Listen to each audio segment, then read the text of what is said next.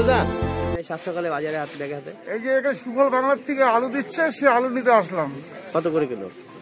25 টাকা কিলো। বাইরে তো 50 টাকা 60 টাকা কেজি।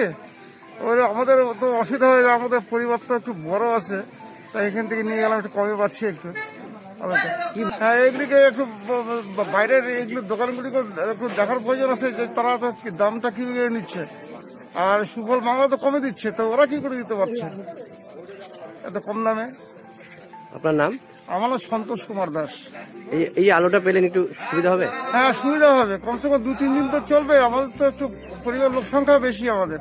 ঠিক আছে। আপনি? আমি নিলাম। কি কোথা থেকে? এই ডিমাল থেকে। তো কত করে? 25 টাকা কেজি। 2 কিলো 50 টাকা।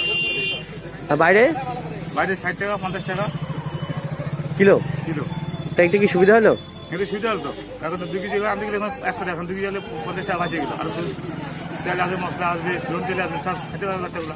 আর 2 কেজি আনলে 5 টাকা থাকবে থাকবে না। তো কি মনে হয়, এটা বরাবর হলে ভালো হয়? বড়টা ভালো হয় তো। আলুর দামটা কমলে ভালো হয়? হ্যাঁ, 30 টাকা দোকানে 30 টাকা কেজি কোনো আপত্তি নেই। 50 টাকা 60 টাকা কেজি করে ওভার হচ্ছে না আলুটা। কি নাম আপনার? লক্ষণ রায়। এই জায়গাটার নাম? ডিমবাজার, সুন্দরপাড়া। কিভাবে কি করছে? আমরা আজকে জলপাইগুড়ি পার্শ্ববর্তী ডেঙ্গাজার বাজারে আসছি।